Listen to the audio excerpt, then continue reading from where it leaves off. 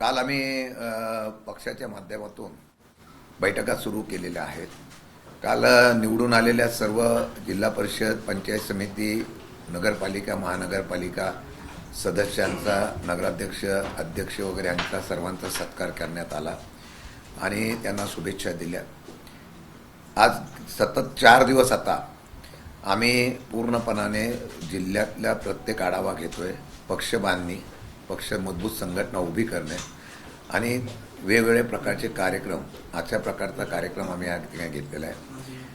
आता विदर्भापासून आम्ही सुरुवात करतोय. पुण्यामध्ये आम्ही पश्चिम महाराष्ट्र आणि उर्वरित महाराष्ट्राची बैठक घेऊ आणि त्याचबरोबर 6, 7, 8ला सुप्रियाताईंच्या उपस्थितीमध्ये पक्षाच्या असलेल्या फ्रंटलची बैठक घेऊन पक्ष संघटना मजबूत करणे, पक्ष संघटनेची विस्तार करणे आणि राज्यभर या असलेल्या पक्षाची बांधणी करत असून परत पुढे दौरे करणे आणि वेगवेगळ्या विषयाच्या संदर्भातून आता पक्ष कार्यान्वित करून आक्रमकतेने त्या ठिकाणी आवाज उठवण्याचा प्रयत्न आम्ही 100% करणार आहोत. राष्ट्रवादी काँग्रेस पक्ष जर त्यांना पाहायला गेला तर शिवशाहू फुले आंबेडकरी विचारधारा आहे. या विचारधारेवर प्रामुख्यानं पक्षामध्ये वेगवेगळे सेल आहेत. ओबीसी सेल असेल, अल्पसंख्याक सेल असेल, सामाजिक न्याय सेल असेल. राष्ट्रवादी काँग्रेस, अजित पवार पक्षानं हे तिन्ही सेलच आता नाहीसे केल्याची बाब समोर आली. मला पण काल कळलेलं आहे की पक्षाच्या घटनेमधून 2 या ठिकाणी बदल करण्यात आले. त्या बदलामध्ये अल्पसंख्याक आणि ओबीसी हा रद्द करण्यात आलेला कळतोय. खरं म्हटलं तर मला सांगावंसं वाटतं की शरद पवार साहेबांनी स्थापन केलेल्या राष्ट्रवादी काँग्रेस पक्षामध्ये छत्रपती शिवाजी महाराज, शाहू फुले आंबेडकरांचा पुरोगामी महाराष्ट्रात आणि चव्हाण साहेबांच्या विचाराचा महाराष्ट्र हा नेहमी सातत्याने जपण्याचा प्रयत्न केलेला आहे, करत आहोत. आणि पक्ष विभाजन झाल्यानंतर सुद्धा अजितदादांनी प्रामुख्याने ती काळजी घेतली होती की त्यांनी आपली भाजपचे झालेला अलायन्स असताना सुद्धा त्यांनी स्वतःची एक ओळख ही पुरोगामी विचाराचीच करण्याचा प्रयत्न त्यांनी केला. हे सातत्याने त्यांनी वेगवेगळ्या प्रकारच्या कार्यातून आणि कामातून दाखवलेलं आहे. प्रत्येक या सर्व याच्यातून त्यांनी जरी अलायन्स झालं तरी आपण या विचाराची बांधील आहोत असं दाखवण्याचा प्रयत्न केलेला आहे. अजितदादा गेल्यानंतर मला वाटतं या घटनेमध्ये बदल करणं म्हणजे भाजपच्या विचाराशी असलेली जुळवणूक करण्याचा प्रयत्न होतो का, अशा प्रकारची चर्चा किंवा शंका येते. मला वाटतं की पक्षाने त्याचा खुलासा त्यांच्या केला तर बरं होईल. परंतु ह्या सगळ्या जे काही त्यांनी संविधान बदललंय त्या संविधान बदलामध्ये प्रामुख्यानं वर्किंग कमिटीला खरं तर पक्षाचे सगळे निर्णय घेण्याचे अधिकार होते. परंतु प्रफुल्ल पटेल किंवा सुनील तटकरे यांनी ज्या पद्धतीने त्या पक्षाचं संविधान बदललेलं आहे, अजित पवार यांच्या निधनानंतर त्या सगळ्या संविधानामध्ये खरं तर सगळे निर्णय घेण्याचे अधिकार हे अध्यक्ष आणि कार्याध्यक्ष या दोघांना एकत्रितरित्या देण्यात आलेले आहेत. हे कशा पद्धतीने बघताय? कारण की अध्यक्षांच्या जाण्याचीच वाट हे बघत होते का हे दोन्ही नेते, असा सवाल उपस्थित होतो. एक आता जर बघितलं तर खरं म्हटलं तर सुनेत्रा वहिनींच्या बाबतीमध्ये त्यांनी असं सांगितलं की आमचे प्रमुख जे आहेत ते सुनेत्रा पवार असतील. पण सुनेत्रा पवारांच्या बाबतीमध्ये जर त्यांनी असा निर्णय घेतलेला असेल असं सांगतात, मग घटनेत बदल का केला ही शंका येते. मला वाटतं की घटनेत बदल करण्याच्या बाबतीत मला निर्णय घेतल्यानंतर मला कळलेलं आहे, ते पण मीडियाच्या माध्यमातून कळलेलं आहे की त्यांनी सुनेत्रा पवार, ज्या सुनेत्रा वहिनींनी त्या पद्धतीने पत्र पण दिलेलं आहे की पूर्वीचे झालेले काही निर्णय असेल त्याच्याबद्दलची त्यांनी आक्षेप घेतलेला आहे आणि ते ग्राह्य मानू नये असं सांगितलेलं आहे. आणि मला वाटतं की त्यांना ती कळल्यानंतर त्यांनी ती कारवाई केलेली दिसते. पवार साहेब महाराष्ट्राचा दौरा करणार आहेत. कसा हा दौरा असेल? कार्यकर्त्यांसाठी कितपत महत्वाचा हा दौरा असेल, पक्षासाठी म्हणून? नाही, आता आम्ही बैठका घेतोय. बैठका घेतल्यानंतर पहिली पक्ष संघटना मजबूत करणे, परत पक्ष संघटनेमध्ये आम्हाला बदल करून एक चांगल्या प्रकारची पक्ष संघटना, जी विरोधकाची पोकळी आहे ती भरून काढण्याचा प्रयत्न आम्ही 100% करणार आहोत. ते करत असताना मग एकदा पक्षाची बांधणी आणि पक्ष संघटना मजबूत झाली की पवारसाहेब सुद्धा त्या संदर्भामध्ये निश्चितपणाने त्या ह्याच्यामध्ये दौरे करून निर्णय घेतील. परंतु सर, सातत्यानं अशोक खरात बंधुबाबा प्रकरण जे आहे ते राज्यभरामध्ये गाजताना आपल्याला पाहायला मिळत आहे. रुपाली चाकणकर ज्या माजी महिला आयोगाच्या अध्यक्ष होत्या त्यांचा थेट संबंध या सगळ्यामध्ये दिसून येतोय. गेल्या 16 वर्षांपासून त्यांचा बंधुबाबांशी खरातांशी संपर्क होता. शिवनिका ट्रस्टवरती देखील त्या सदस्य होत्या अशोक खरातांच्या. त्यांची चौकशी SIT मार्फत केली जाणार आहे, परंतु त्या चौकशीला सामोरं जात नाहीये, हजर राहत नाहीये. वेगवेगळी कारणं त्यांच्याकडनं या SITला देण्यात येत असताना पाहायला मिळतात. कशा पद्धतीने बघताय? मला वाटतं की त्यांचं नाव त्याच्यात आलं असेल तर त्यांनी चौकशीला समोर जाणं गरजेचं आहे. SITने बोलवल्यानंतर त्या चौकशीला त्या वेगवेगळ्या ट्रस्टमध्ये असतील तर त्यांनी जाणं गरजेचं आहे. त्यात त्यांचं नाव असेल तर SIT कारवाई करेल, राज्य सरकार कारवाई करेल.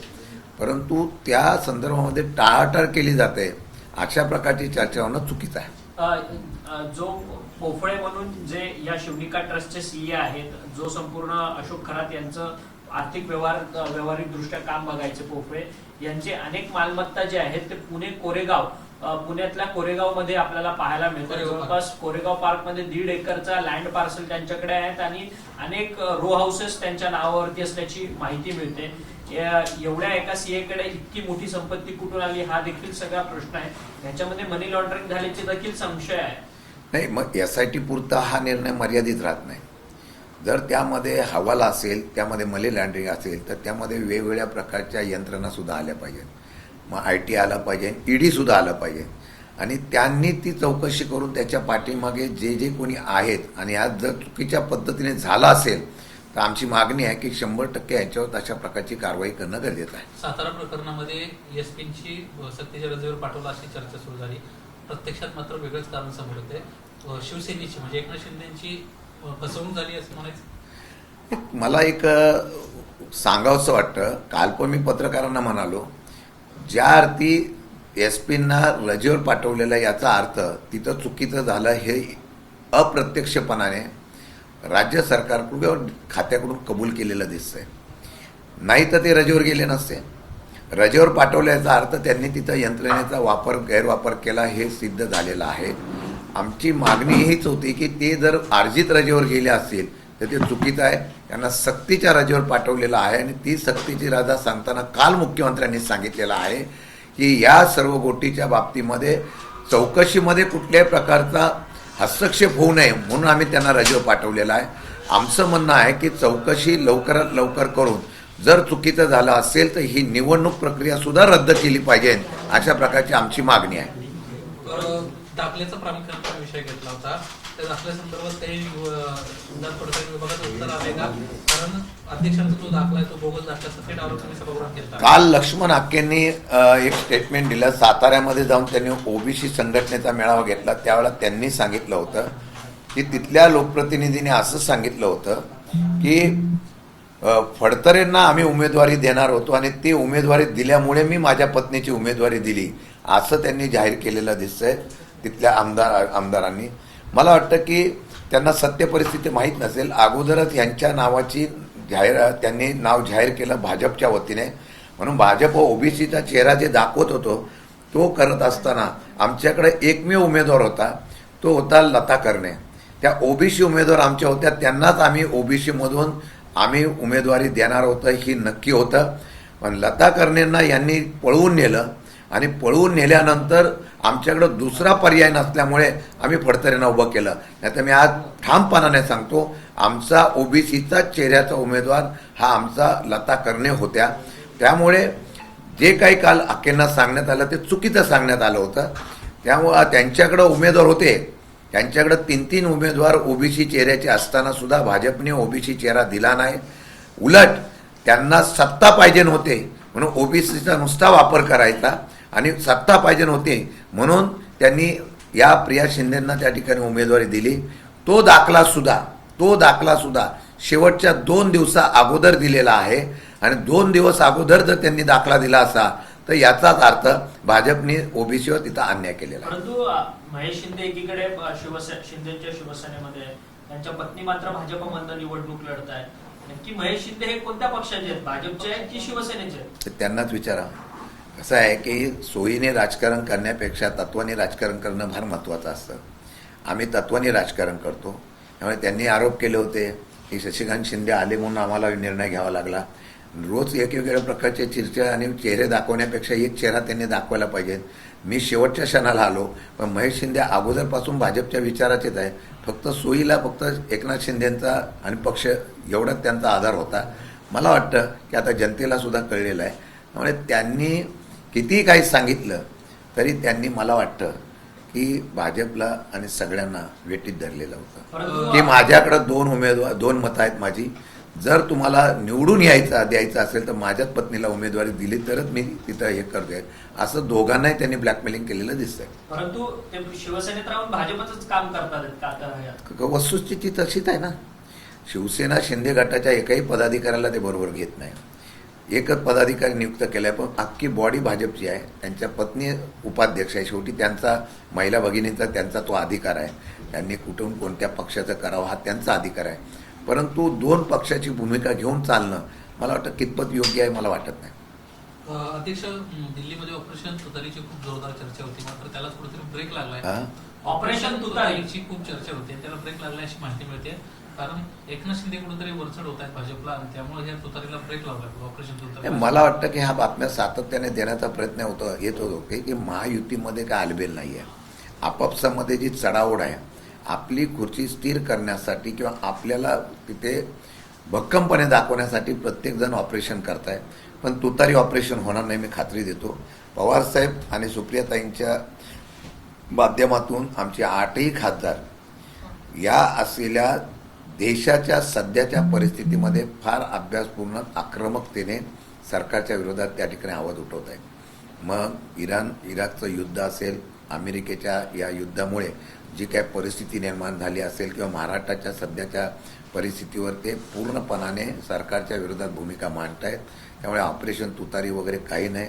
मला वाटतं की आता आमचे खासदार जे आहेत ते महाराष्ट्र आणि देशाच्या हितासाठी पवारसाहेबांच्या आणि सुप्रियाताईंच्या विचारातून व्यवस्थितपणे काम करतात. त्यामुळे हे फक्त अफवा आहे. खरं तर वातावरणीय बदलामुळे मोठ्या प्रमाणात अतिवृष्टी जी आहे ती राज्यातल्या ग्रामीण भागामध्ये होताना पाहायला मिळते. काल देखील पुण्यामध्ये गारांसह पाऊस पडलेला पाहायला मिळतो. शेती पिकांचं मोठं नुकसान झालेलं आहे. सरकारकडनं अद्याप देखील जो काही नुकसान झालेलं आहे त्याची पाहणी करण्याकरता कोणतेही सरकारी अधिकारी ग्राउंड झिरोवरती उपस्थित झालेले नाही. गेल्या अधिवेशनामध्ये आम्ही हा विषय मांडला होता. मागचीच मदत मिळालेली नाहीये. अतिवृष्टीमुळे आणि अवकाळीमुळे जी काय नुकसान झाले ती दिली नाही, हे राज्य सरकारने सुद्धा कबूल केलं. एवढंच नव्हे तर केंद्रातून अद्यापही राज्याला आर्थिक नुकसानीचा त्या ठिकाणी मदत मिळालेली नाही. वस्तुस्थिती आहे, इतर राज्यांना भेटली, आपल्या राज्याला दिलं नाही.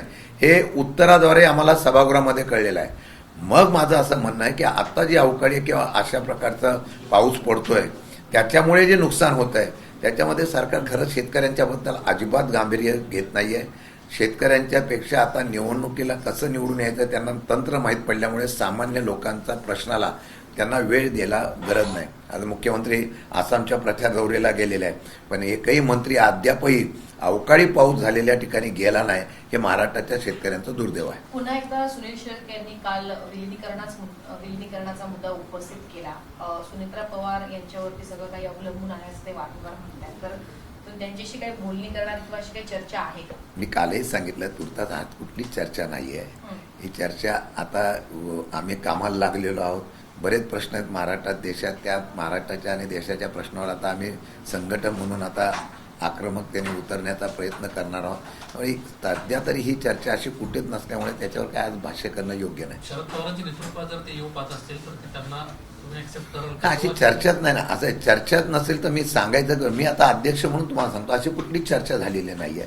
कालही मी सांगितलं, आजही सांगतो, आम्ही आता फक्त पक्ष वाढवणे, पक्ष मजबूत करणे आणि त्याचबरोबर महाराष्ट्रामध्ये पर्याय उभं करणं एवढंच आमचं काम सध्या. ऑपरेशन तुतारीच्या अनुषंगाने दिल्ली विमानतळावर एकनाथ शिंदेंना निलेश लंके, मोहिते पाटील, बाळामामा अशी अनेक मंडळी भेटली होती अशी माहिती समोर येते. तुम्ही राज्याचे अध्यक्ष आहात, तुमचं त्यांच्याशी काही बोलणं झालं का? त्यांचं अजिबात त्याच्याबद्दल आश्वासनं दिली जात आहेत का एकनाथ शिंदे? अजिबात अशा पद्धती कुठली चर्चा माझ्या कानावर नाही. मी स्वतः संबंधित आमच्या सगळ्या लोकांशी चर्चेमध्ये आहे, पण कुठल्याही प्रकारची अशी चर्चा कुठेही नाही, हे मी ठामपणाने सांगतो. सर, जवळपास 71 लाख लाभार्थी महिला जे आहेत त्या लाडकी बहीण योजनेतून वगळण्यात आल्याचं कळतंय. कसं पाहताय? हे मी मागेही सांगितलं होतं. निवडणुकीच्या अगोदर त्यांनी त्याप्रमाणे निर्णय घेतला आणि सरसकट वाटून निवडणुकीच्या माध्यमातून ते फायदे घेतलेले होते असं दाखवून आता त्या लाभार्थी महिन्यांचं त्या ठिकाणी नाव जर कमी करत असेल तर दुर्दैव आहे. माझ्या माहितीप्रमाणे 71 लाख अजून त्यांचा सर्वे चालू आहे. अजून नावं जेवढे कमी करता येतील तेवढे कमी करून हा आर्थिक बोजा जो पडलेला आहे निवडणुकीच्या आश्वासनाचा तो आता कमी करण्याचा प्रयत्न हा त्या ठिकाणी केला जातोय, हा माझा सरळ आरोप आहे. बोंधूबाबा खरातच्या प्रकरणामध्ये दीपक केसरकर यांनी एक दावा केलेला होता की जवळपास माझ्यावरतीच का आरोप लावले जातात आहेत. तर माझ्या सकट जवळपास 39 आमदारांनी या बोंधूबाबाच्या खरं तर भेटीगाठी घेतलेल्या आहेत. त्यामुळे मला कुठेतरी या सगळ्या प्रकरणात अडकवलं जातं असं त्यांनी वक्तव्य केल्यानंतर अनेक आमदारांची नाराजी जी आहे ती त्यांच्यावरती पाहायला मिळते नाही, शिवसेनेची. दीपक केसरकरांनी ती नावं जाहीर करावी आणि एवढंच नव्हे, अनेक आमदारांच्या बाबतीमध्ये त्यांनी वक्तृत्व जरी केलं तर त्यांना अडकवतं कोण हे तरी त्यांनी जाहीर करावं ना. त्यांना अडकवतो कोण? आता मला तर कळलं की खरातांच्या भावाला हे पोषण आहाराच्या बाबतीमधलं कॉन्ट्रॅक्ट दिलं गेलेलं आहे. ते कोणी दिलं? त्यावेळेला शिक्षण मंत्री कोण होते? ते दीपक केसरकर होते का कोण होते? ते त्यांनी खुलासा करणं गरजेचं आहे ना. मग तुम्ही म्हणता की फक्त कार्यक्रमाच्या निमित्ताने गेलो, मग हे लाभार्थी कसे झाले? याचा अर्थ तुमच्या असलेल्या पदाचा आणि तुमच्या असलेल्या अधिकाराचा वापर करून त्यांनी त्याच्या भावाला लाभ करून दिला ना. मग हे कोणी केलेलं आहे? दीपक केसरकरांनी ते स्पष्ट करणं गरजेचं आहे. काल महिला आयोगाच्या खर्चाच्या संदर्भात ज्या कालावधीमध्ये रुपाली चाकणकर होत्या त्या कालावधीमध्ये जो काही निधी तरतूद करण्यात आलेली होती त्या खर्चाचं आता ऑडिट केलं जाणार आहे. एवढंच नाही तर महिला बालकल्याण विभागाचं सुद्धा ऑडिट केलं जाणार आहे अशी माहिती मिळते सूत्रांकडनं. आपली यावर काय प्रतिक्रिया? ज्या पद्धतीनं तरतूद वाढली रुपाली चाकणकर यांच्या कालावधीमध्ये ती वाढलेली तरतूद पाहता आणि न झालेली कामं पाहता त्याचं आता ऑडिट केलं जाणार आहे. नाही, जर तरतूद ज्या कामासाठी केली त्याचा उल्लेख असताना त्या कामासाठी तरतूद केली नसेल तर मग तरतूद का करावं लागली हा एक प्रश्न येईल. आणि जर तरतूद करून त्याचा खर्च विनियोग जर व्यवस्थित झाला नसेल, तो चुकीच्या पद्धतीने झाला असेल तर त्याचा ऑडिट होणं गरजेचं आहे. हे करत असताना आजही मला सांगावंसं वाटतं की महिला बाल कल्याण खात्याच्या वतीने हा जो प्रकार झालेला त्याच्यावर कुठल्या प्रकारचं स्टेटमेंट आलेलं नाही. मला वाटतं की आजच्या घडीला बोंधूबाबा खराच्या बाबतीमध्ये जे काय होत आहे त्याच्याशी कोणाकोणाची लिंकअप येते, कोणाकोणाची त्याच्याशी सांगड घातली जाते. सरकारी पैशाचा उपयोग जर मला सांगावंसं वाटतं की त्या असलेल्या पर्यटनाच्या माध्यमातून 2.5 कोटी रुपये जर त्या मंदिराला देण्याच्या बाबतीमध्ये शासन आणि सरकार एवढं उदार झालं असेल तर मला वाटतं की ते दुर्दैवाचं आहे.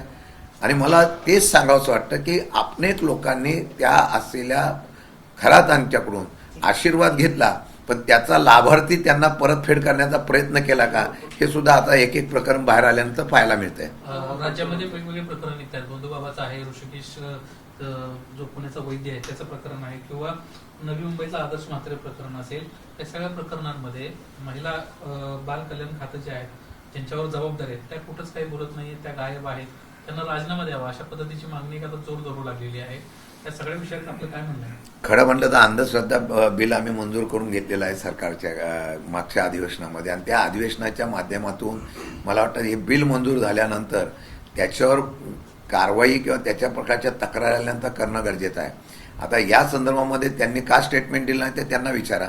माझ्या माहितीप्रमाणे जिथे जिथे अशा प्रकारचा प्रकरण आणि महिला अत्याचार होत असेल त्या ठिकाणी कारवाई करण्याच्या बाबतीमधली भूमिका ही कडक पद्धतीने घेतली तर कुठेतरी आळा होईल. आणि हे एवढंच प्रकरण इथपर्यंत राहिलेलं नाही, ते अगदी भारतापर्यंत पोहोचलेलं आहे, देशाच्या कानाकोपऱ्यामध्ये पोहोचलेलं आहे. ही महाराष्ट्राची बदनामी आहे. त्यामुळे जी कारवाई करायची आहे ती कडकपणाने करणं गरजेचं आहे. आणि त्याप्रमाणे जे जे जबाबदारी संबंधित असतील त्यांनी त्या प्रकारे आपली भूमिका स्पष्ट करणं गरजेचं आहे. तो घेतला ना प्रश्न शाहू फुले आंबेडकर. साहेबांचा दौरा फिक्स नाही नाही सर, आज से आपकी पार्टी की मीटिंग शुरू होने वाली है. इस मीटिंग में क्या क्या निर्णय होंगे और ये पार्टी मीटिंग का वजह क्या है? नहीं, अभी हम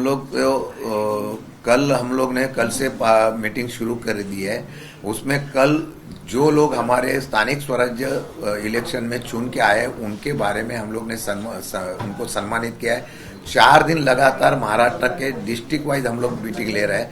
पार्टी की पुनर्रचना, संगठन मजबूत करना और फिर उस संगठन को मजबूत करके पूरे राज्य में पार्टी का विस्तार करके एक्टिव अपोजिशन पार्टी करके जो हमारी पार्टी खड़ी करने की हम लोग कोशिश कर रहे हैं। सर, शरद पवार अगले कुछ महीनों में पूरे महाराष्ट्र राज्य का दौरा करने वाले हैं। उनका दौरा किस तरह से रहेगा और इस प्लानिंग कुछ पार्टी की तरफ से हुई है क्या उनके दौरे? नहीं, हमने तो अभी पार्टी की संगठन को मजबूत करके, जो पार्टी को मजबूत करके खड़ा करने के बाद फिर हम लोग एक्टिव होने के लिए शुरुआत करेंगे। उसके बाद हम लोग अलग अलग इशू में आंदोलन करेंगे। महाराष्ट्र के सरकार के जो खिलाफ आवाज उठाने की काम है वो हम लोग पार्टी मजबूत करने के बाद करेंगे। और दूसरी बात है, उसके बाद पवार साहब जब भी उनका वक्त देंगे तभी महाराष्ट्र में हम लोग उसकी भी मीटिंग और दौरा चालू करेंगे। एबीपी माझा, उघडा डोळे बघा नीट।